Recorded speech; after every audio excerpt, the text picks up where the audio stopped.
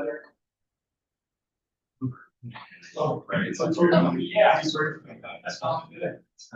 Glad you're back. Yeah, appreciate it. Or you can be in our building that. Then the studio or salary. Probably will.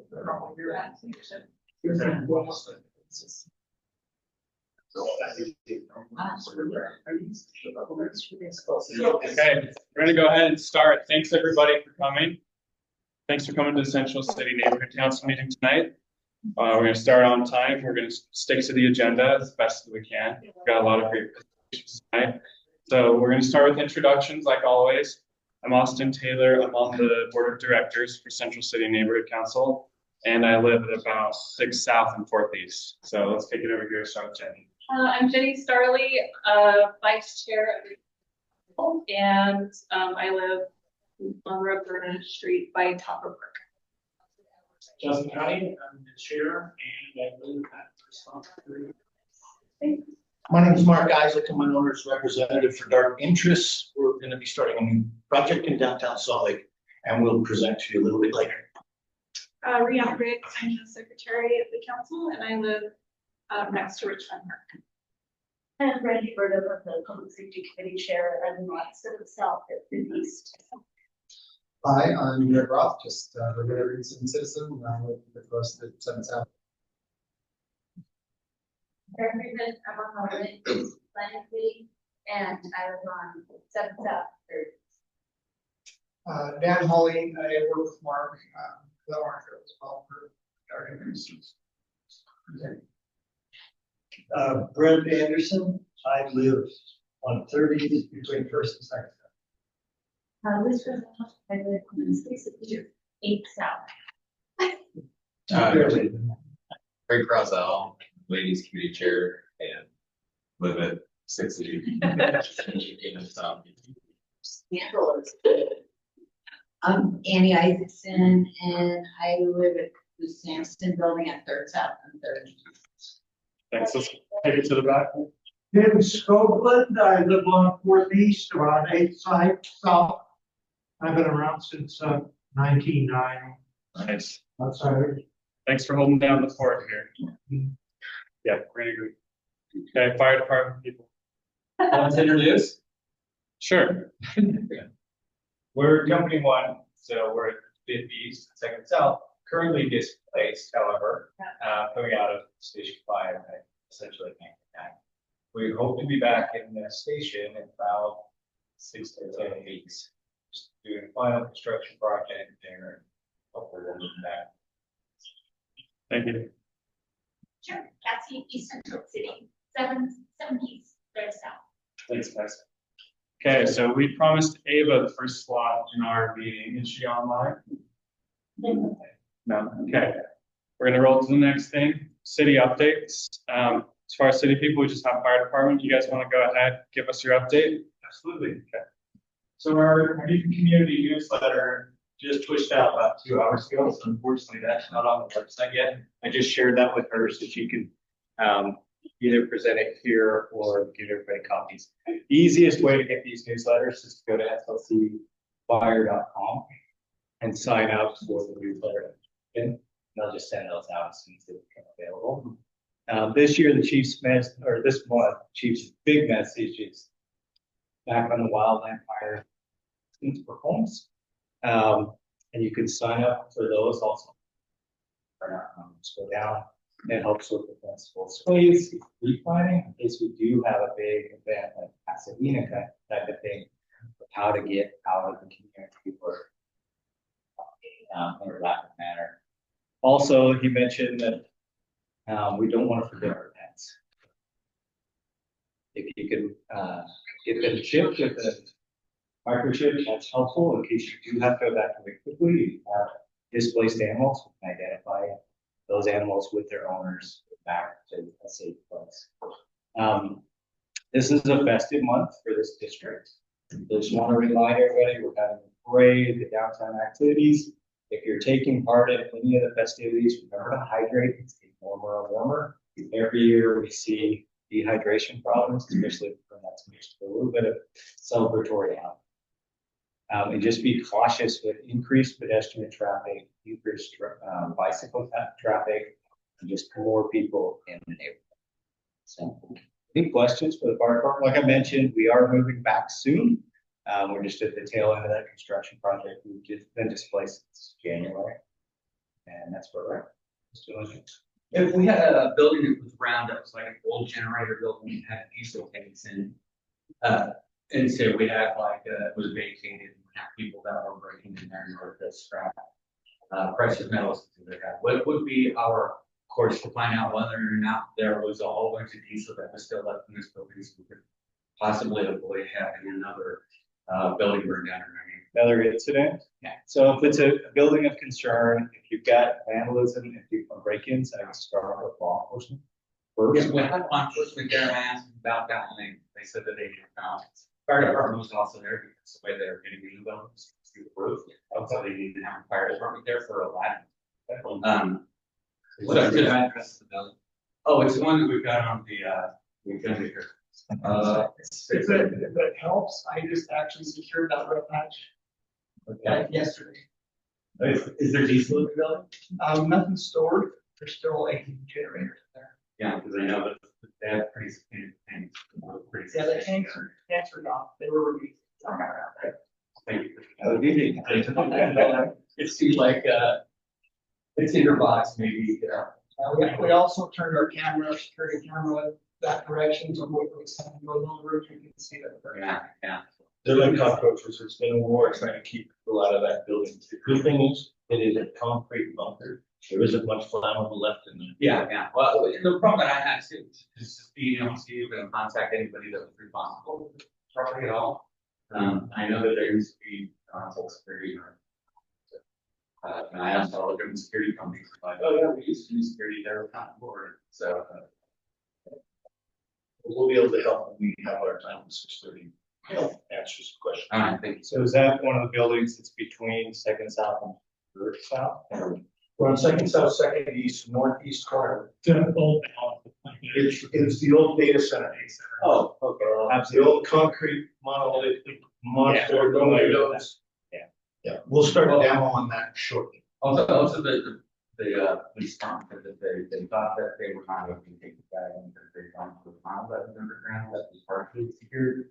They didn't feel secure following that. Because there's a tunnel that goes from a generator going. So, Yeah, I don't blame them. So we have one more question over here. sorry. I just want to ask, because there's two parking lots next to our building, and they're between occupied buildings, and they're allowed to shoot fireworks off there for some reason. So every year it's a concern because we don't want it ending up hitting our building and causing fire. Obviously, buildings on the other side don't want that either. So Absolutely. it's, if we call the police department, they say they're allowed. Okay. So we do have districts that are allowed to dispersal fireworks. However, the nice thing is you're ahead of the curve because we don't have fireworks that are legally set off until July. So if you reach out to our fire prevention bill now, tell them this is an area of concern. We're worried about fireworks in the adjacent buildings. They can potentially make that in compromise. Awesome, thank you. That would be my first question. Is that on your website? The fire, you just call fire prevention bureau. So if you Okay. have some fire out hall, they have make numbers, which has to talk to the fire marshal's office. And it should be open. Thank you. Welcome. Thanks. We'll move along. Thank you. Thank you. Okay, so we've got Ava, our city council member, online. And, Thanks, everybody. Can you hear me okay? Thank you. Can you hear me all right? Yeah, we can. Oh, thanks so much. I want to discuss real quick. I apologize I can't be there. I just got out of the HLC meeting and headed to another one. That's the Historic Landmark Commission meeting. I've been auditing, I'm sure you've seen in the news, and in talking with our neighbors, the Altadena, the Sampson Altadena building, what we know about District 4, and I'm excited by this, there's 240 eligible buildings today in District 4 that are not under local designation. So going to present to the HLC to talk about what is the movement or what are the variances that we need to protect these buildings. And in short, local designation is a great process, but unless the private property owners want to locally designate the building, they're still at risk of being demolished due to private property rights that precedent any city code. So it's been this interesting opportunity to dig deep. I'm sure some of you saw in the news the demolition, the improper demolition of the, excuse me, of the Pickle and Hyde building project. The building was the Utah Pickle Co. building. City Council is going to be meeting in a public and transparent way about this. I just want to let you know we've been deep in investigation as to the powers of City Council. I really recommend, if this is something you're passionate about, to please write into all the council members. We have very differing views on what the precedent sets when developers don't follow term sheets. Now, the project is still good, but that's not the concern here. The concern is how much tax credits were approved under the sole condition of the preservation of the Utah Pickle Co. building. Now, I know, just like you do, that our preservation of these buildings is really pertinent, especially when we see upzoning and a massive, what I would say, a massive economic growth from out-of-state investment and developers coming in to try to grow and revitalize this downtown. But they're doing it in a way that doesn't include the historic nature, value, or the concerns of residents. So I would love your support on that. There's a lot of work to do on this front. There's also 2 openings on the HLC to represent District 4. Right now, we actually don't have any representatives. Mike Vila was the last District 4 representative who currently moved on to Planning Commission. Very excited to have him there with his background as a principal architect of HKS and his background in historic preservation. But I'd love to nominate somebody from Central City. I've spoken to East Central about this as well. I've got a few neighbors that I've kind of talked to, but if you know of anybody, please reach out to me. You can text me or email me. I'd love to nominate you and get those voices on there. Annie, we should probably nominate you, honestly, or Lauren, if you have time. Finally, I want to talk city budget real quick. Now, if you've been tuning in, you'll see, and you keep hearing it's a flat budget. That's technically not correct, but it's a close to a flat budget, and that's because we had a 6.7% increase to the total city general fund. That means operating costs went up. Services have not gone up. So our levels of services are still something we have to follow and meet as departments seek to overcome the deferred maintenance of our city. In particular, council has been debating the health of our general fund, meaning we want to keep our general fund balance reserves at 13% and nothing below that. We really have a goal to increase it to 15 to 18%. And that just means that's the city's rainy day fund in case of volatile economic turmoil. Now, we've never been in a condition where we have to worry about that. However, I do want to share with you our enterprise funds. That means airport, water, sewer, public utilities. They are really healthy and generating positive revenue. But utility rates are something that will be affected, and it's not because it's inflating the general fund. I'm happy to go into more detail with each of you individually because the city budget is complicated, but that's just another way of saying this isn't feeding the operations of the city. The utilities and why your water rates go up are because we're becoming smarter consumers of water. However, the infrastructure to clean water and to digest sewage and to work through our invest in our gutters keeps going up. And so it's infrastructure that is really essential to city services, and there's no way around it. However, the general fund is the operations of the city, and that is something that we can consider already. The city is considering and has said several times now that we've avoided a property tax increase this year. However, next year it is being considered, and that scares me. And it scares me for many reasons, but most importantly because the cost of living in District 4 is too damn high. I face it, my neighbors face it, each of you know this. So I want to be very transparent with you. I already know that I have colleagues today that see that as the only answer. And I'm telling you, this is going to be a difficult conversation next year. And I want to start getting ahead of this because we can cut back on services as we determine what's essential and what isn't. It's not going to be a one size fits all solution, but we also need to recognize that housing, basic goods, basic city services, transportation is becoming expensive in our city and has been for the last decade. I've seen significant increases and our rental capacity just keeps growing and growing, meaning our housing supply is still something that's not catching up in terms of attainable housing and home ownership. I know that was my time. I just wanted to say real quick, the real dilemma is that we have a 280, the dilemma is that the general fund operations are structurally unsustainable. So some of the options, again, that we'll discuss in the future are property tax increase, service cuts, or operational restructuring. I'd love to have your comments on this. There is a District 4 survey out and about circulating.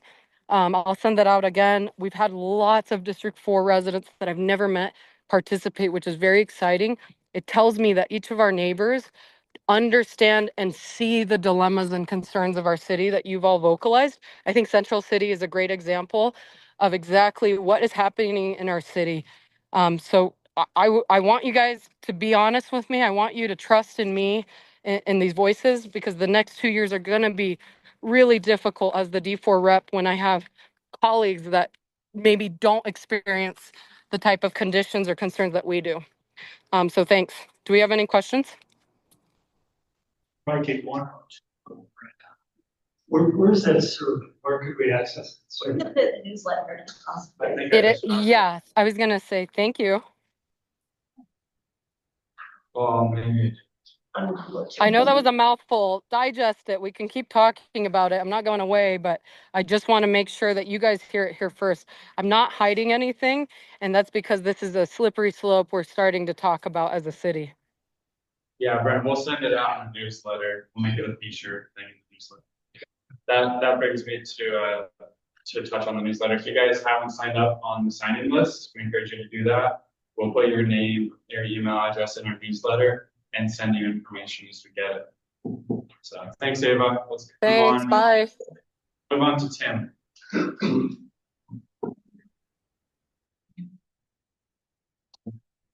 Hey, everyone.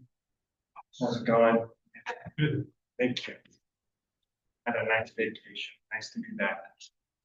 I just wanted to follow up on some, hey, Mark. Hey, you're in here. No I was just seeing you at Sugar House. Yeah, kind of similar. David talked about the Historic Landmark Commission. I was going to talk about that too, but just to make sure that you know that position is open. They want a representative from District 4. They meet the first Thursday of every month for about 3 hours after work. Dinner's provided, get a $5 stipend to participate, but it's an opportunity for you to weigh in and preserve some of those historic buildings that we have here. I know that's been an ongoing topic of discussion. So let me know too, and I can put a good word in for you too if you're interested in that. Of course, Utah Pride Festival is this weekend. You see it coming up, but also is Open Streets. So don't forget about Open Streets. Open Streets starts this weekend every Friday, Saturday from 2 p.m. to 2 a.m. So they close down the street from South Temple to 400 South, and it becomes a pedestrian paradise. And there's a lot of fun just going out on the street, having a beer if that's your thing. Something to be said for that. So make sure you get out. No, it's the whole month, not just this weekend. So the whole month of June, Friday and Saturday, just to make that clear. There's a cleanup with Jordan River Commission and our public lands and parks for the Jordan River Trail.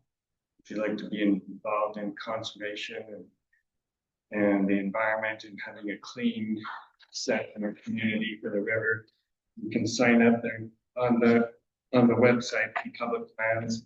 It's a Saturday from 9 a.m. to 11 a.m. This Saturday. Yep, sorry, it's short notice. There's also the Yappy Hour. Yappy Hour is where it's ginormous. It's a huge area. They rope off areas for you to bring your pet, your dog. All dog lovers can bring their dog to the park. This one's going to be at Fairmont Park, Thursday, June 12th, from 6 to 9. So there's lots of drinks and commission stands where you can buy things for your pets and animals, and helps bring the community together. And David talked a little bit about the budget, so that's on the city council's hands, and I'm happy to answer any questions I can address for you as well. And then June 10th is the flag raising ceremony for Juneteenth over at the city hall. So we're doing that on Tuesday, June 10th, from 12 to 1 in the afternoon. We want to participate there. And then last, the community office hours that we go out to from the mayor's office. I'll be at Church and State on 20th. Is that Tuesday, Justin? Jen, remember? Oh, yeah, cheap. Church and State. Friday. Friday. Oh, thank you. Church and State's just over here at 370 South, 300 East. And that's where we come set up a table. I bring information about the latest, greatest construction projects that's going on. We can sit down and talk about anything and everything. Did we get those garbage cans empty, Brent? You did. Awesome. What time is that? Sorry. From 9 a.m. to 11:30, 12. Yeah, 9 a.m. to 11:30. Just to verify, so Brent sent me a text message. There was some full garbage cans over at the public safety building, and we were able to get that addressed. The cans away, right? So Okay. it would, like, they want chock full, so it's kind of nice that people are putting garbage in them. But if they're not there to be filled with garbage, there's only one other place for the garbage. On the ground. If we could get, other cans that were replaced. Okay.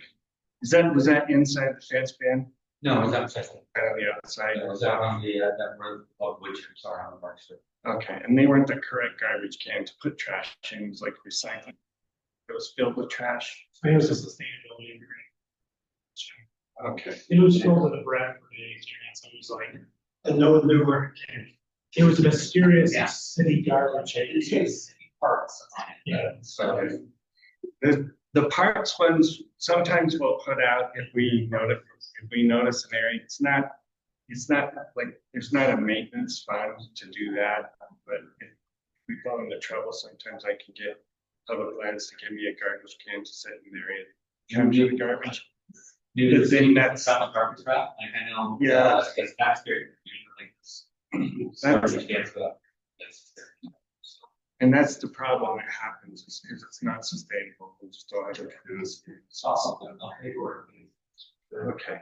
Just like one more minute, then we gotta move on to Detective Stewart. If that's good. Anything else? Yes. Any update on the green? I haven't had one, not for a month and a half, 2 months. I can bring that to the next one. Okay. 300 West pipeline or something.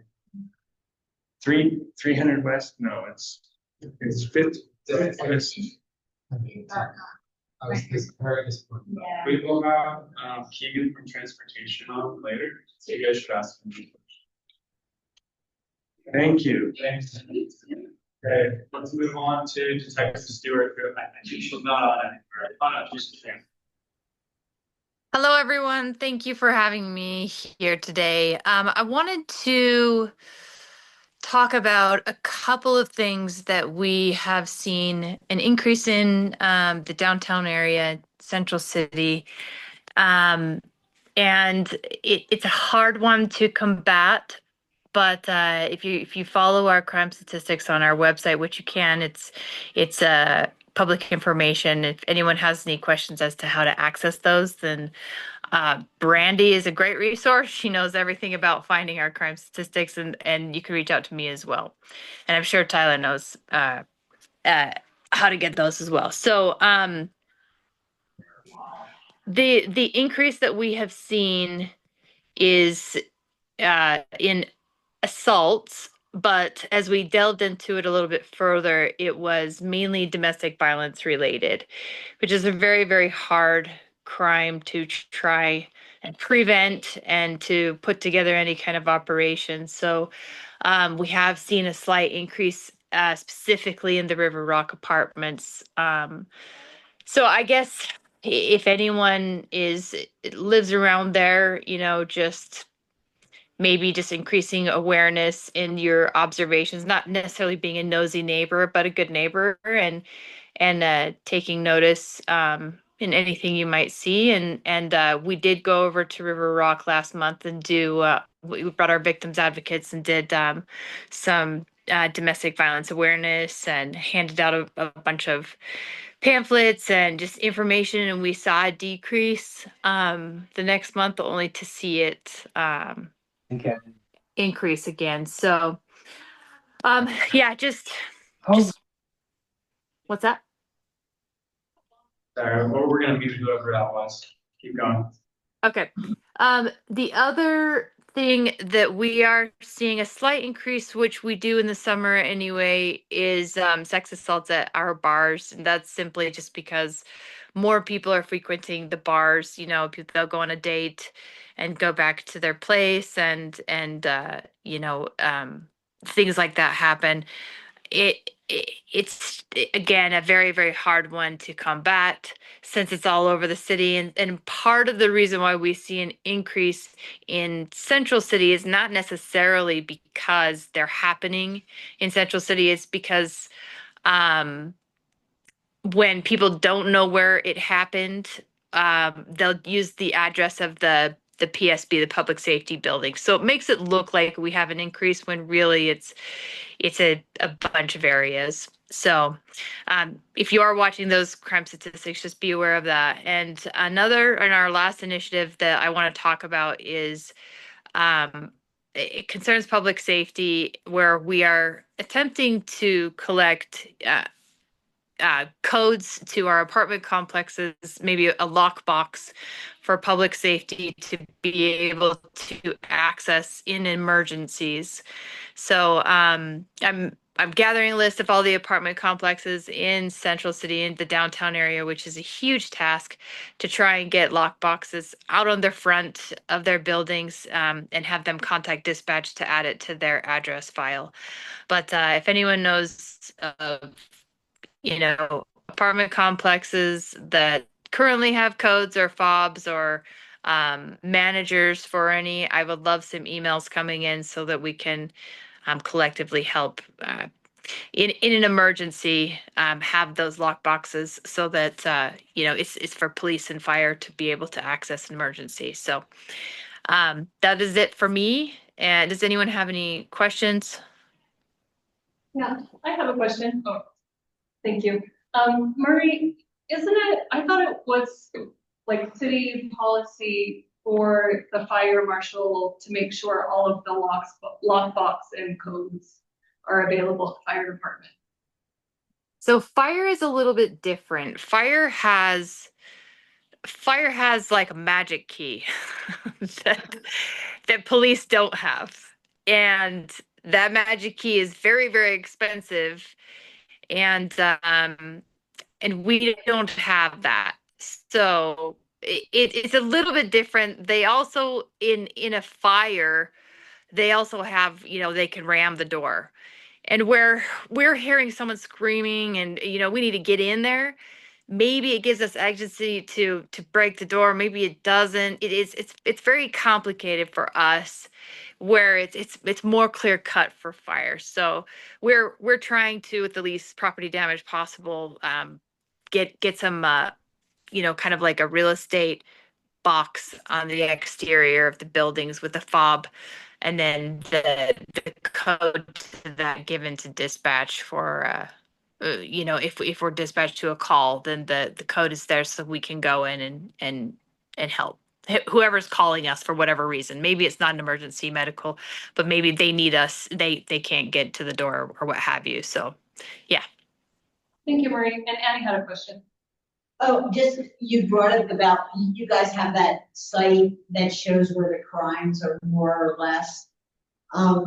So we have a vacant building, two vacant buildings next to us with a parking lot in the back, and I guess the police have permission to write up their reports, so they're back there all the time, and I think the result is, it looks like it's a heavy crime area because that's where they're writing reports.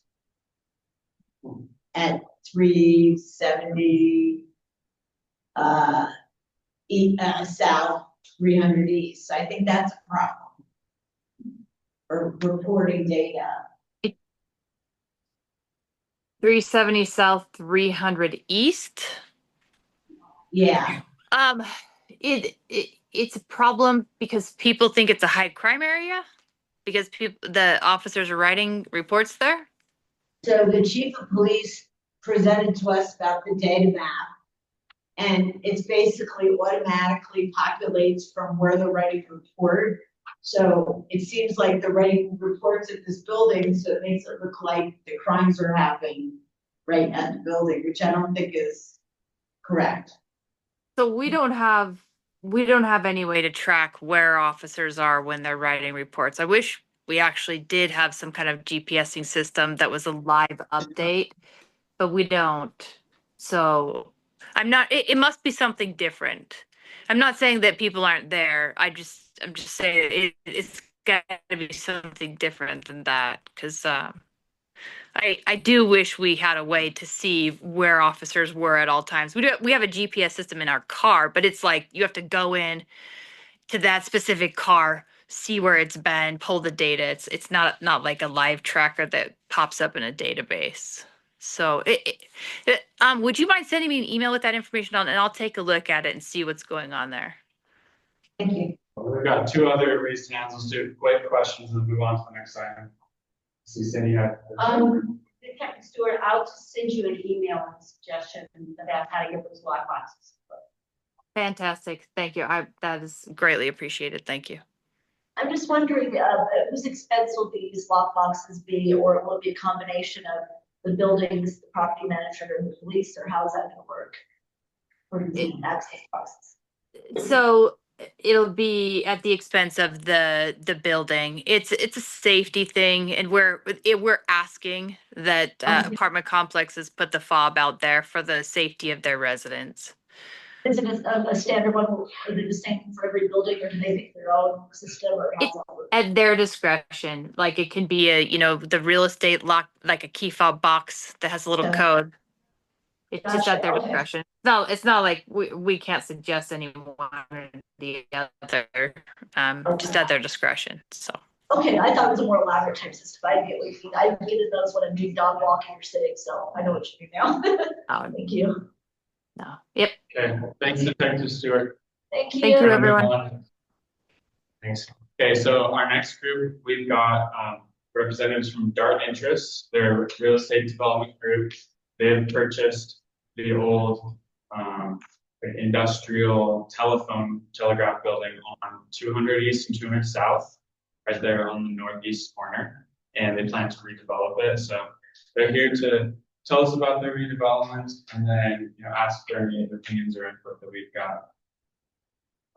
Perfect. Well, good evening. My name is Mark Isaac. I'm a planning consultant and then owner's representative for Dart Interests. And McKay will be sharing a little bit more about Dart in a minute. There are some concerns we've had in the neighborhood. We've had a pretty difficult time of securing the building.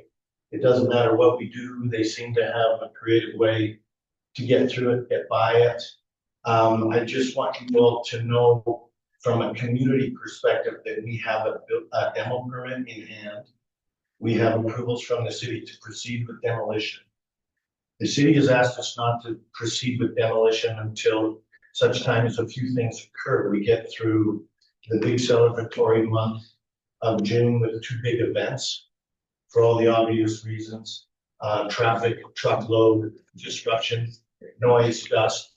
And then the second thing is the city had one of the data consultant groups puncture through some line work in Second South. So the city's in repairing some water line leaks, but then they start in the intersection of repairing Rocky Mountain power bandwidth that was penetrated by one of the digital data companies that was trying to bore and provide some more services to the area. So it's not related to our block or our community, but they've asked us to move back so that we don't add to the congestion and conflict in the trade radius for all the obvious reasons for the next 4 or 5 weeks. So for all of your benefit, the public safety matters. We're gonna have to endure a few more weeks, but we anticipate starting demolition around the second week of July. And then it'll be completely fenced off, very active construction site. Then it goes to a completely different level of detail and care. We've had Rocky Mountain Power disconnecting. There's so much power in that old building because of the old use. We have generators on all sides of the darn building, and the basement's full of them. So it's a pretty significant lift to get that concrete bunker. It's literally built like a concrete barrack down and out of there. So it will be time consuming for us and a little bit disruptive. But we're getting ready to start that about the second week of July, and subsequently, we're hoping we don't have more public safety issues with intrusion and break-in. It's been really frustrating for McKay. They've owned the building for a while now, and it's really difficult to keep people out when they want to get in. It's amazing how they find ways. Just because they're on the street doesn't mean they're not incredibly intelligent and creative. Right. That's just something we've learned. So please understand, from your community perspective, we're as sensitive to it as anybody, as you can well imagine. And we're all over it, and it'll dramatically improve. So with that being said, we haven't submitted plan sets or drawings into the city of Salt Lake yet. We are in the early process, early programming, early planning. But we felt it was important that we came and shared with you our intention that we're live, that we're a real project, and that we will be proceeding shortly. A lot of it because of public safety, but also because there will be a disruption in your neighborhood on that intersection because it's a pretty significant demolition. We will handle most of the demolition from the internal side of our parking lot or the north side of the building.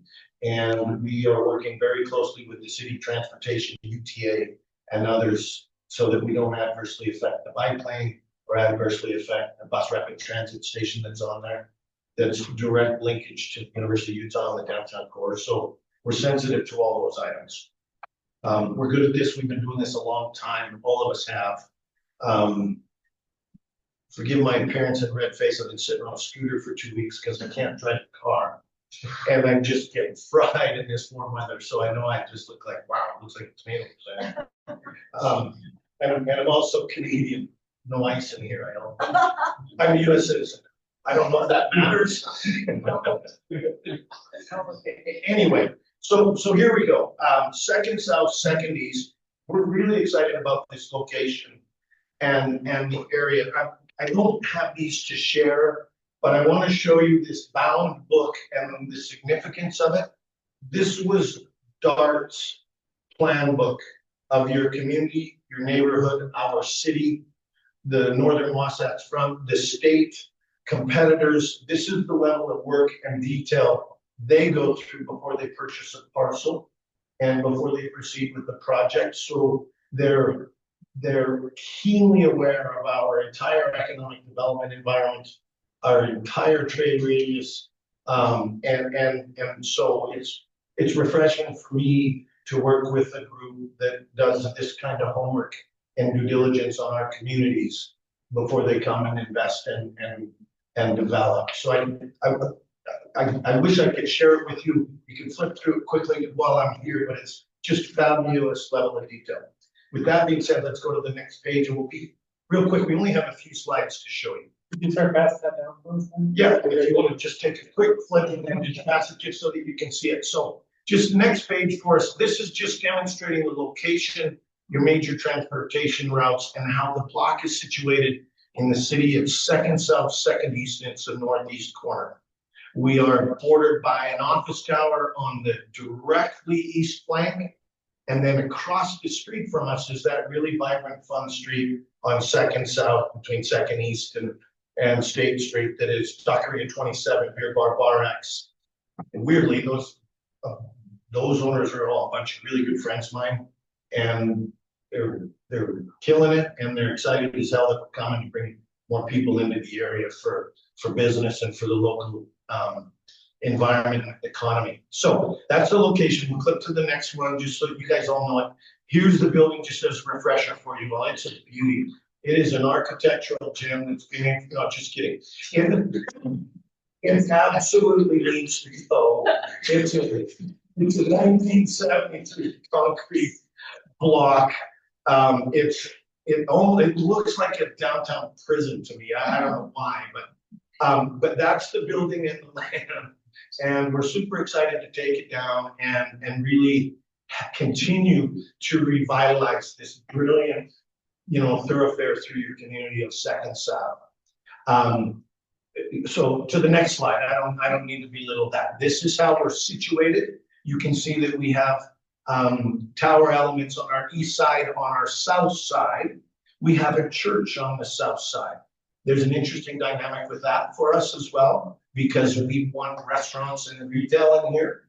And with restaurants, they want liquor licenses. So we're working through the semantics with the DABS and the State Liquor Commission to work on that kind of language and dialogue. So we're into a tremendous amount of planning and detail, but that gives you a sense. And then obviously, if you look to the left, the bottom kind of left corner, you can see the Beer Bar Bar at Taqueria 27, and that really cool, vibrant downtown street that's so fun, and we're excited to be neighbors with. As you all know, there's a few shelter areas and a few lower income living circumstances around us. And subsequently, our intentions are not to put more affordable housing in this particular location of your community. We feel like you have lots of it. And we're trying to kind of go the other direction a little bit and elevate it a bit. And I hope I don't offend people in saying so, but I'm just being very clear about what our intentions are. When we met with our council representative, she was a little concerned that we weren't going down that vein, but there's an awful lot of it planned. A lot of it's in your district, and we just didn't feel that we needed to continue to add to that. There's a level of care and a level of burden that comes with it too, and I'm just being honest. And so please understand that we're not going that way. Next slide, please. So this was a really, really exciting component for all of us, and I think it is for every single one of you in this room. McKay and his team were so thrilled to be part of the Green Loop and this bus rapid transit system. And what we're considering ourselves is to be an east flank of the downtown core that becomes an economic development stimulus that's a conduit to the University of Utah, that everything that's associated up with the medical center in the Hill, and then obviously the downtown core. There's a tremendous influx of investment and movement that's going to happen on the other side of the downtown core with the Smith Entertainment District. And subsequently, weirdly, and this wasn't planned or timed us to be associated with, we're thrilled we're on the other side of downtown to provide an impetus, lift, and economic growth on the east flank of downtown as well. So we were thrilled to be part of the Green Loop. We did have meetings with the city on Green Loop, and from what we've been told, the Green Loop's a little bit slowed, delayed, mothballed, stalled, and I think that had something to do with the state of Utah more than the city of Salt Lake. I'm just not smart enough to know all the nuances of it, but we were thinking that we were going to be a catalyst site that would help provide the first tranche of Green Loop and the first tranche of investment to stimulate the Green Loop, from South Temple down Second East to Second South. And we actually planned and laid out our building to better accommodate association with the Green Loop. The pedestrian flow, the bike lanes, we're just tickled to death to be part of it. We're hoping that it maintains its enthusiasm in the community, and we can continue to be participants and partners in helping it come to life. We were thrilled. We're a little, frustrated, like some of you maybe, that it's been slow. But that's why this slide is in here, because we planned around it before. Let's go to the next slide, please. So current planning. This will give you an idea of size, scope, and scale. We have a hotel component. It'll look like multiple buildings on the block. We have a public program that includes retail, public space, community space, shopping, to the tune of 32,000 feet. We have a co-working and an office tenant that's going to build an office component to this for all those residents that live in the trade areas that do co-lab or small work or just want to get out of their house. And it's a really, really well-established brand. I'm not at liberty to announce them or you know, kind of steal their thunder. That will be announced downstream. Then we have a significant hotel component that will be on the second south frontage. It's a little bit lower in elevation. It's adjacent to the office building that's on the east side of the block. Obviously, you see restaurants. And then we've got a myriad of different types of uses, luxe uses. This is a large, high-end residential plane, is what it is. And it's a good mixed use with hotel, hospitality, retail, and restaurants, and lifestyle ads, because we want to continue to grow that second sub bandwidth of entertainment district. Okay, and then let's just go to the last slide real quick. Are they rental or purchase? You know, right now, the programming is rental, but they're being built as such to be convertible. The interesting thing about this with concrete floors, type 1 construction, concrete walls, they are built in high-end condominium style construction. Subsequently, in the future, they have that luxury or that opportunity. I don't know what their intentions are in the future. Right now, it's to start out as rental units first. But it's a 3 or 4 year process, almost complete 4 years. By the time we come back with full baked renderings and drawings for your review, and we're into the city review, we have a year of permitting and approvals, and then we're starting construction. So you'll see demolition for a while, but you're going to see us a couple more times, and you'll see how it gets fully baked. We want to come in early and share with you our intentions. The reason I wanted to show you the site plan is if you look on the very left-hand side, there's a curb cut off of 2nd East, and we show the green loop on the frontage of the left-hand side of the rendering. That's a porte cochere and drive-through that would associate with drop-off and visitors for the hotel, for restaurants, for retail, but also for the residential tower. Another couple things that are important for you to know is the second south on the bottom of the site plan. It's all retail, restaurant, shop, daycare, bike, ski. We don't know what the retail blend will be. It'll just depend on market demand when we get there. But the entire second south frontage will be retail and restaurant and engaging ground floor activation for the entire city block. On the back side or the very right-hand side, upper right-hand corner, you can see the existing office building next to us in our parking structure. Why I wanted to show this to you is we've been very careful in wrapping a very significant parking structure that's adjacent to an office building and a parking structure on the north side of the block boundary, so as to not have a parking lot or a parking structure that's shining lights out on the streetscape, out on the adjacent residential units, and it's actually hidden and camouflaged. We've been working with Salt Lake City Transportation to make sure our circulation plan has been well received. And as you can see, we circulate on the end of the block on the east-hand side on 2nd South, the bottom right-hand corner. We circulate along our property line, and then we go out on the very northwest flank, very top left corner on 2nd East. So we have 2 ingress-egress points that are absolutely as far away from the traffic light of 2nd South and 2nd East as we can possibly make them. The reason for that is pedestrian bike safety and a reduced conflicts, vehicular conflict, to the best of our ability.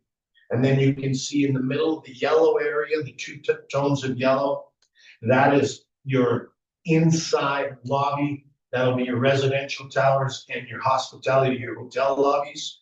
and they'll have different elevator service for the residential and the hospitality. And then the last thing you can notice that there's 2 restaurants flanked on the corners on the very northwest corner of the project, and then again on the very southwest corner of the project. We've been very, very focused on pedestrian engagement and adding to the vibrancy of this trade radius on our ground floor and all our adverse uses that are required. You can see where we buried the loading docks internal to the building. There'll be no UPS, FedEx trucks drop off or stopping the street or disrupting traffic. What we're finding on a lot of projects around town is your UPS and FedEx actually disrupt the bike lanes. And they're actually creating a bit of a conflict with a lot of that. You'll notice that we have UPS, FedEx, and truck delivery internal to our building and off of our driveway on the very southeast corner on the bottom right-hand side. You can see the 3 trucks there. Our generators, our loading, our unloading, our receiving, everything is off the streetscape, won't be visible to the residents in the area, and is completely camouflaged. McKay and the design team has spent tremendous hours making sure that the floor plan and the pedestrian engaged bottom 30 or 40 feet make sense for your community and don't adversely affect what you're starting to grow here with beautiful bike lanes, landscape boulevards, and UTA and mass transit circulation. I'll stop there for a sec because I see hands up. You got questions. I hope I've given you a good baseline of what we're doing and why. And just that time, we're gonna do 8 minutes left of this, and then we'll move on to the next thing, so we can do questions. And we'll have questions at the end, and McKay will speak a little bit more about who DART is and what DART does, so you get a bit of a sense for them too. Yeah, I really appreciate your emphasis on pedestrian cyclability. That's huge in this particular area, and I appreciate the multi-use commercial that I'm seeing. I am concerned about the luxury aspect of the housing. I can understand concerns about really keeping it affordable, but what about middle income? I might have mistaken, but when I was looking at the book, I was seeing rents far above, projected far above even our most expensive rental apartments that are half empty or Airbnbs and are not actually contributing to the vibrancy of our street. And you know what? That's a fabulous point. And believe me, we're monitoring the towers around us and in your trade radius already. We're paying attention to all that. I think if you will have noticed residential component, there's 3 or 4 different bandwidths of residential. And they were all above what I paid for here, and I'm not in, the most affordable housing in this area. And I just worry that we're not meeting the needs of people who are live here. Well, we're also keenly aware of new projects that are coming in your immediate trade radius and around us. And this, just because of the typology, type 1 construction, concrete and steel, size scale with mixed uses of office and hotel and the like, we're not doing a stick frame, multi-family project wood frame, which you see a lot of in our Wasatch Front, Salt Lake County area. And it's because we can dramatically reduce the cost of delivery and the cost of construction. So the most affordable ways are made out of wood. But wood, you can only go to 85 feet, and it really restricts you what you can and can't do for the living experience for tenants. And we're getting an awful lot of that, and we got a lot more coming. So what we're trying to do is we're betting on 4 or 5 years from now, the stuff that we're seeing right now, that there'll be an opportunity for a housing play. And maybe the people that can afford to live in those aren't taking from the stuff that my daughter's looking to live in, my son's looking to live in, because we're all experiencing it. It's not just you and your neighborhood. Every single one of us on the Wasatch Front. The other thing to keep in mind with this zoning on this property on the corner requires us to build taller than 100 feet, which includes a work structure. And it's D1 zoning, which is basically unlimited on height. So, perfect segue. McKay Quinn is employee and representative for DART, and he'll share with you real quickly about DART, and then maybe we have a few minutes for some more questions. Yeah, Mark did a great job teaming this up. We're really grateful to be here. We've owned this property since October of 2023. I'm a Utah native. I was born and raised here in Salt Lake City, and excited to be building a project here. been developing in the state for 10 years. And since this is really a unique opportunity to be able to work on a high-rise building. DART itself is a family office. We are the North American real estate investment arm for Ken Dart family based out of the Cayman Islands. A couple kind of lead tops for the DART office. We are a long-term holder, so we build real estate for multi-generational cash flows. And he's got that all around the country, all around the world. And Utah is a target market for us. It's the first asset that we purchased here. We focus on ground up development, but we hold for the long term. So we're new to the community from an organization perspective, but we plan to be here for a long time and plan to do additional projects in the city. We really like what Salt Lake City as an organization has to offer, the process that's in place and followed for development, and also all the benefits the community has for all the reasons why you and I choose to live here. And I don't think I need to say any more. Mark's done great on this project. I'm happy to open up to questions. Oh, let me just say one more thing about DART. DART is well capitalized. When they decide on a project, they fund it themselves. So this isn't a project, because I know you've seen it with this community council, and we've seen it in a lot of community councils, because I do a whole bunch of planning around here. People get their project approved, and then they can't start the damn thing. They knock it down and it's a hole, or it's a dirt hole, or they don't, and you guys spend so much time working on this stuff and working through these things. And just for your benefit, they self-fund, so they don't plan and program and do this work to not proceed. They don't use bank lending. So we don't have to say, wow, the city approved it, let's go see if we can find someone to finance it. And that's incredibly unique in the build business. And subsequently, when we started to disrupt the community with this demolition and this remodel, it's because they're ready to proceed and plan to proceed. And that's really refreshing for all of us native Utah people that all live here. It's refreshing that these guys can proceed because they said they were going to. Mark, you told me your time, we were basically at time, so, but I heard that you said it's a 4-year project, correct? Like a 4-year phase? Yeah. So, I guess the last question you time to let people know, how can they get a hold of you? And then lastly, what's the next step where we might be able to invite you back for more feedback? Well, what we're going to do, we're continuing to do internal programming for McKay and his design team. There's 2 big design firms that are helping us on this. When we get closer and we're presenting to the city, I'm going to reach out and let the community council know that we've now submitted to the city. And we would love to come and share with you our plan set and what our intentions are. You'll get to see what it looks like, the glass lines, the brick, the masonry, the materiality, the makeup, the fit, feel, the finish, and we'll have a beautiful storyboard of real understanding of what it is we're building and delivering. We're early with you all, and we felt that it was a professional courtesy to do so because we're about to demo the building, and we wanted you to know that it's why, it's because, and this is who we are, and this is what's coming.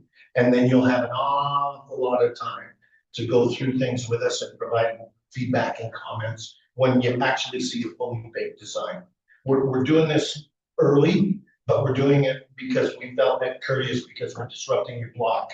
And people would be wondering, who the hell's doing that? They haven't come to see us yet. They haven't talked to us yet. We didn't want to do that.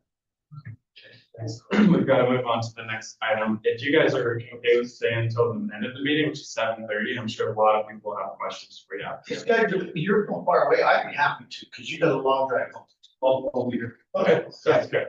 Okay, thanks.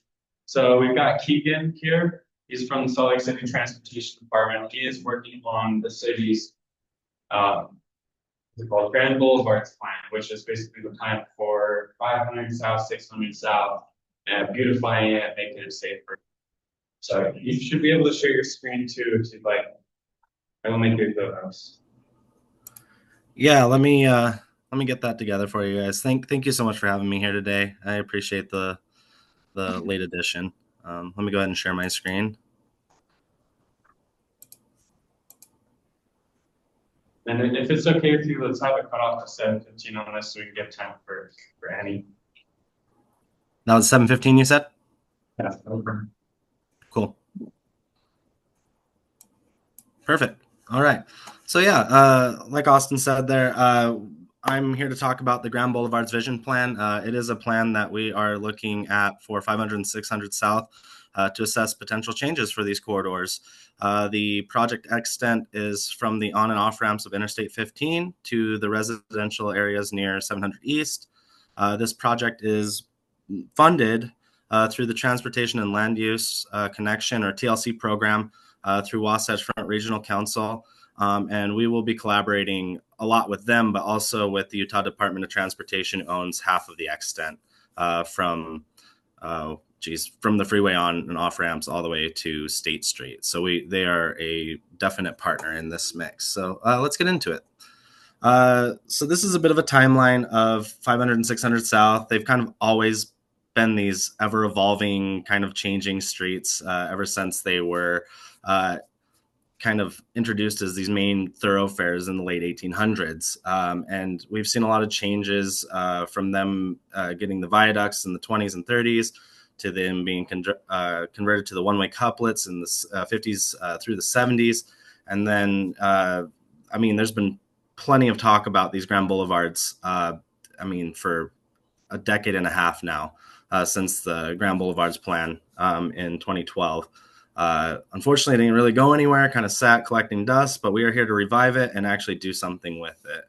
And so our timeline as of right now is we are actually in the middle of the engagement process. We will be visiting Pride this weekend. We'll be doing Arts Fest coming up soon. We're also going to be doing the Yappy Hour over in Fairmount Park. And then we're also going to be reaching out to basically every community council in the city to talk about this and make sure that people's voices are heard.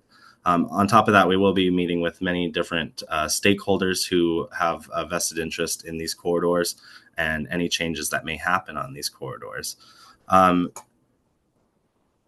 So yeah, the vision of this project is really to make it more friendly and welcoming and a place that people actually want to be. Because right now those corridors are great if you're in a vehicle. Having flyered them and also biked them a few times already now, I can tell you right now, it is not super friendly for alternative forms of transportation. Not only are they uncomfortable to actually be on, but they are extremely uncomfortable to cross.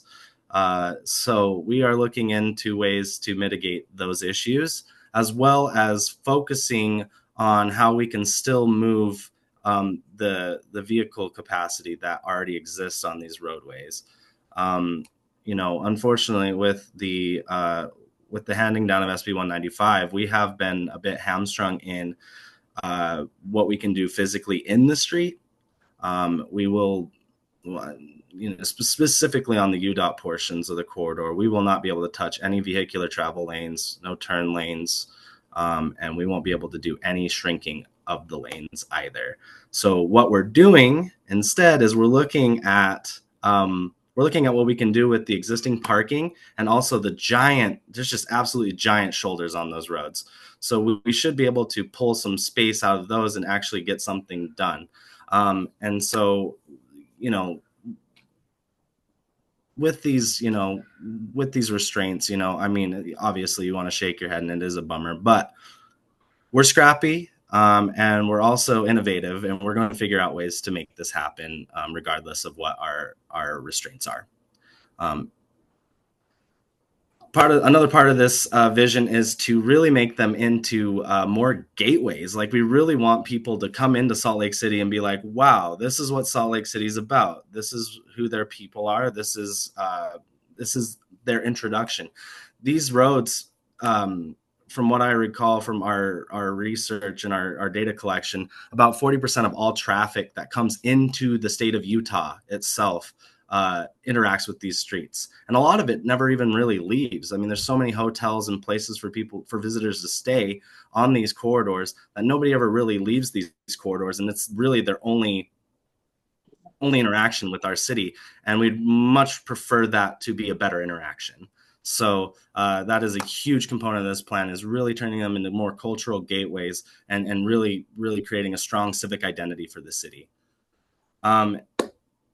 and we want to be able to accommodate regional traffic, like I was saying. So that's going to be a focus, but it's not the main focus. It's going to be a vicarious result of what we end up doing with this.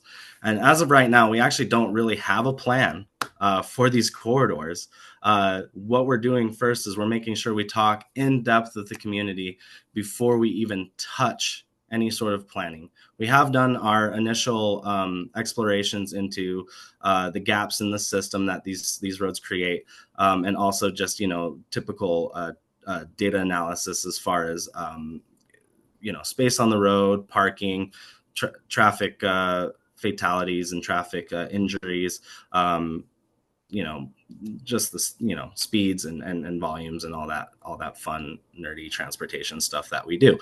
And so I guess the big thing that we want to drive home with people is what exactly is a grand boulevard?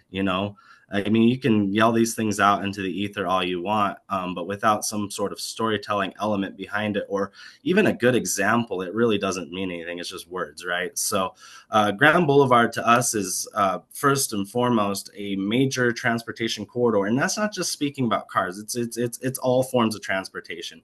It's a place where people get from point A to point B in an efficient and safe manner.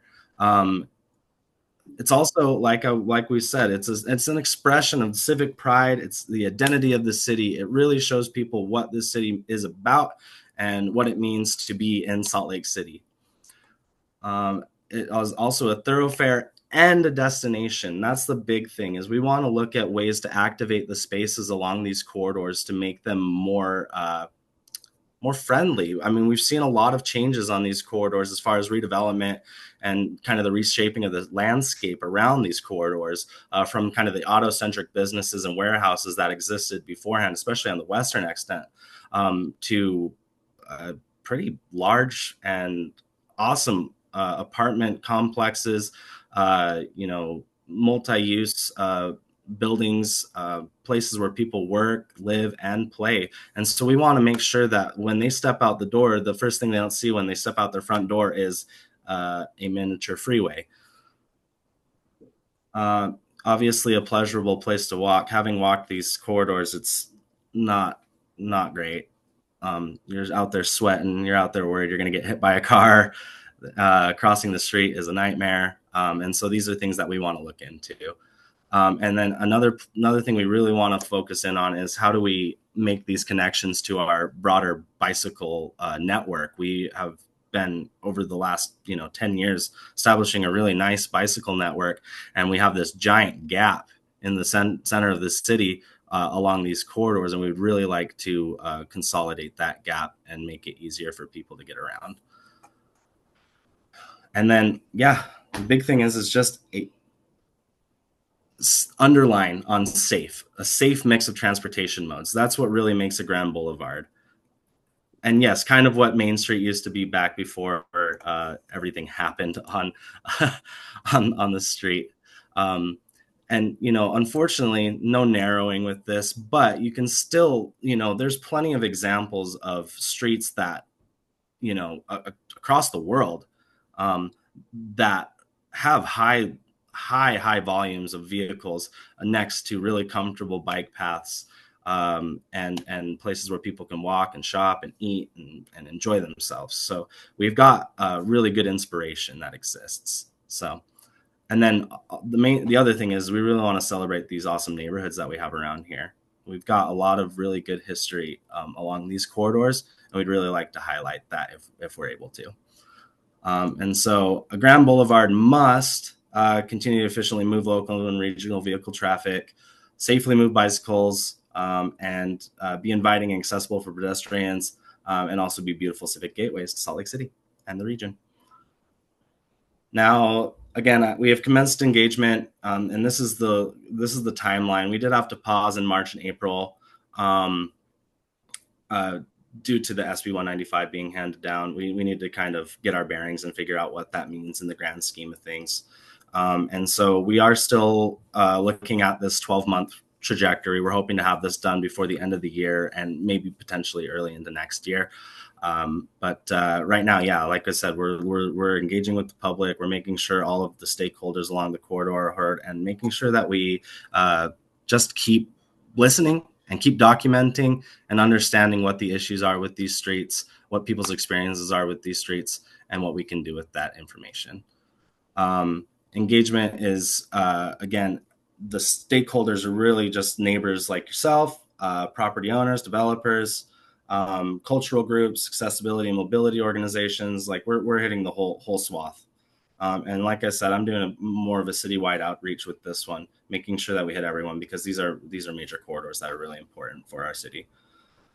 And then this is just kind of a loose idea of what the survey looks like. And this is really where we get the meat and potatoes of what we need is the survey. We really just need people to take the survey as much as possible. So with the first survey, it's just general use. What's your experience?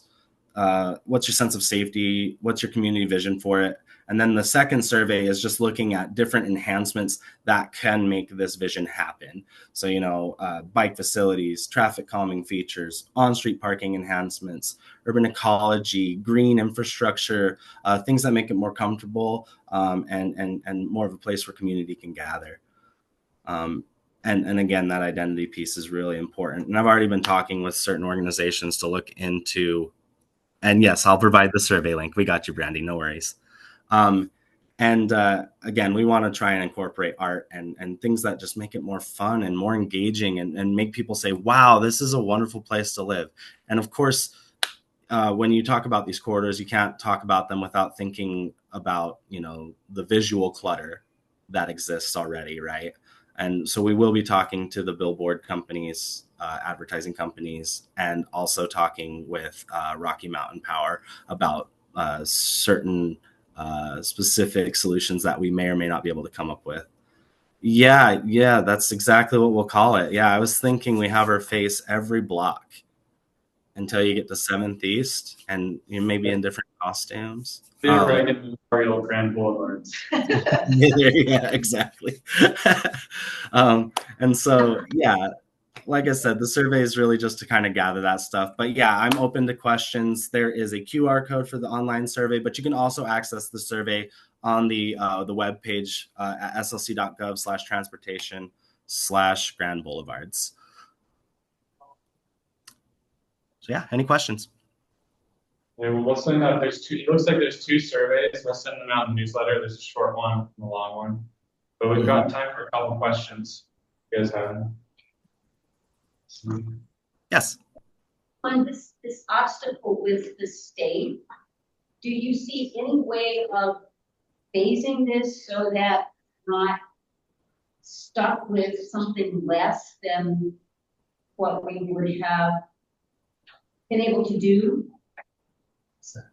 That is a wonderful question, and that is exactly our approach as we start to get into the concept design.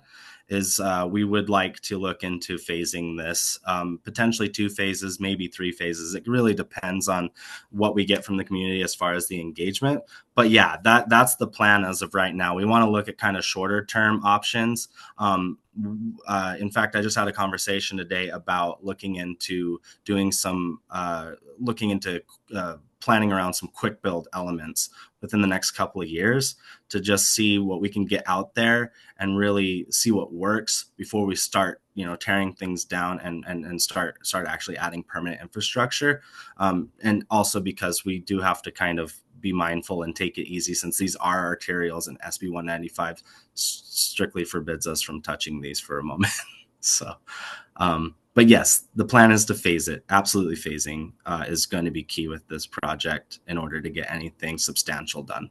So, we've got time for one more question. Somebody have one. Okay, we'll move on then. Thank you, Keegan. Yep. Thank you. Yeah, feel free to reach out. My information is up there. Grab it really quick, and I'm happy to talk to you if you have any further questions. I appreciate y'all. Thank you so much. Thanks.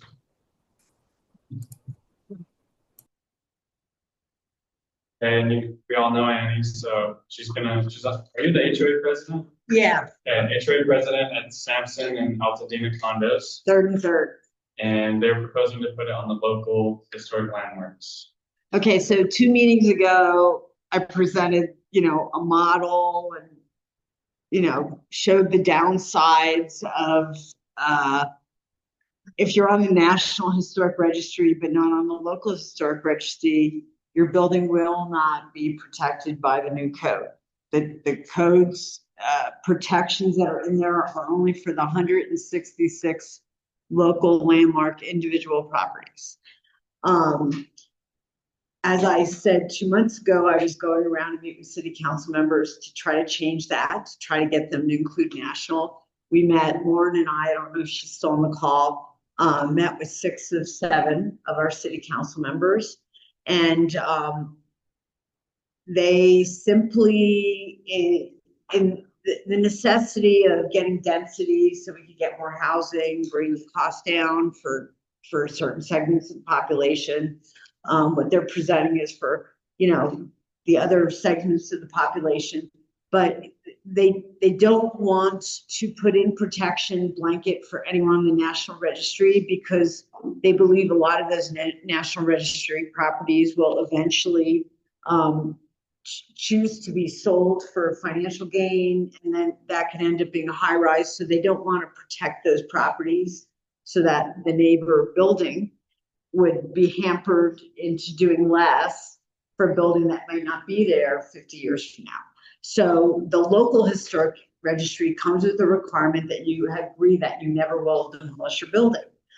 So what our building decided to do was go for the local registry because we weren't going to get the protection just by being national.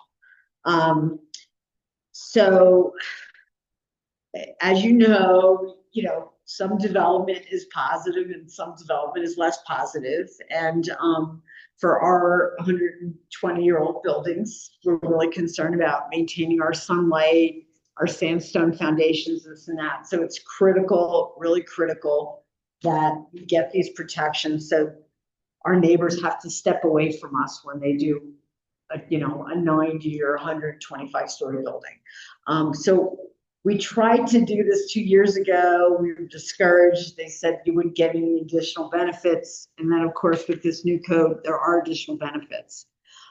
What we found out is in the last 9 to 10 years, not a single property has gotten local historic designation.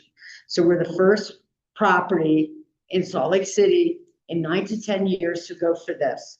And we really need your help. I know Cindy Cromer, Ben, other people that come to this meeting have properties that are national, that thought they would have more protection. And I encourage you to do this process. I'm here to personally ask you guys, we are now in the 45-day input period. The last day is July 7th. On July 9th at the Planning Commission, they will discuss this building, whether or not they're going to give it approval. And the next day, the Historic Landmark Commission, they'll do the same. We really, we're 17 owners. We're like lower middle class to middle class people. We're not rich. It costs a lot of money to repair and maintain historic structures. And it's a thing of love that you do it for, you love the history. And we really need support. We're a minority, those of us in these smaller buildings. So I ask you to consider writing a comment and or showing up and making comments in support of us. And that as a community, we also will do the same for our neighbors when they do for it, because as we get the beautiful high rise with the retail and the bars and the things we're going to enjoy, and then there's the other buildings that have a typical Salt Lake City look now, we don't want to lose these buildings because it's the different era buildings that make this city interesting, and in addition to the mountains. So I'm going to hand you guys each one of these, and I ask you to please, even if you write like a quick little email or something saying why it's important to keep them, I'd really appreciate it. Okay? What day was the next meeting again? The Planning Commission. Planning Commission is July 9th, and Historic Landmark Commission is July 10th, 2 days in a row. So this is really quick. Okay, and we are fighting the timeline against, the evil developments in the south. So do help us. It would be great. I don't know how many of these I ended up having. Yeah. Couple. Yes. It's,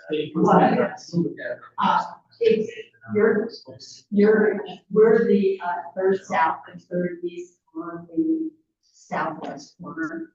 So we're 276 east, 300 south, and 310 south in the east. So I'll give you guys, yeah, if you could support us, yeah, we got some very good to us.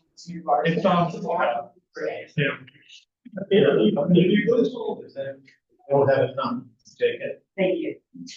Annie, if they Google Sampson, Salt Lake City as well, the third thing on Google comes now is the historical preservation. So it's also where they can actually go shopping to this. Yeah, but this, to me, we're the first ones, and I'd like to see a lot more, and I'd like to see your property up there. We should be protecting our properties so that, you know, there's your sunlight and your. Are you asking questions? No, I just want to make a comment about how incredibly important this is, because all of my buildings are in National Register districts. I only have 4 in the historic districts. That's a weird statement to make. I only have 4 buildings. That's crazy. Anyway, what's critical about this is that if you're a city register district, that's only 166 out of 1,000. You have less protection than one of the, you have more protection as a city register district than you do if you're in a historic district. I don't get any guarantee. There were 5 people at the Landmarks Commission where I was before I came over here, and those 5 people will decide definitively what the setbacks will be from my buildings in historic districts. That, and right now they're looking at 4 feet. And I have a building built on the property line. So that would mean 4 feet between my building and construction. And I've got buildings that simply don't stand up. So anyway, this is big because it not only affects this building and other historic apartment buildings like it, but it also is related to the lack of protection in the historic districts, where planning has just said, oh, the land use process will continue to work as it has. Well, sorry, but that's not good enough. Given the increased density, that's not good enough to protect my contributory buildings. So here that the homeowners association has stepped up. It's information you got 2 years ago, which they had. It raises a bigger issue to the state. We don't have any developers building condominiums anymore, where a building is owned by a bunch of people that have the opportunity to do this. And the difficulty is now, we have architects, engineers, and contractors that have in their contracts, you are not allowed to convert this building to condominium, but we're not building it, or we're not designing it, we're not engineering it, because of tort law, because of HOA suing builders, architects, and so the state has to change code to protect the delivery mechanism for condos. The beauty of this building is there's 17 owners that own it, and they get to preserve it. We don't see that anymore because none of us in the build business touch condominiums. You can't get banks to finance them. You can't get builders to build them, and you can't get architects to design them because they all get sued. And so the state has to change condominium law and code, and they are addressing it at this next legislative session next year. But if you see any of that as public, defend the right for homeowners to have the opportunity to buy condominiums in Utah, because I think it's critical to all of us in the delivery mechanism that we're delivering people's opportunity to buy and own. And the reason we're not is because of state law, state code. They can all get sued. That's, and we want people to go buy. I want to say one thing. We were terrified. The city was requiring us to get every single homeowner in 3. We're like, that's never going to happen. Every single homeowner. This is the only time we ever agreed on it. It's beautiful. Anyway, we're in the build business, guys, and we're super supportive of this kind of. There just isn't enough of it. I have a question. You approved it 2 weeks ago. This would allow that not to My, happen. The prototype that. okay, so the tricky part is planning is saying, oh, it's still not gonna protect you from the overland building. But I don't think that's really true yet for them to say, because overland doesn't have full approval for their design. What this means is, if they have a 12-story building, if they have a 12-story thing approved, that's fine. But if you're next to a local historic property, you're supposed to step the building away 45 degrees from the roof line. So it's not 125 feet right next to the 3.5-story building. It goes from 45 degrees from our roof line up, so they step their building up. So it would help that. This would help that.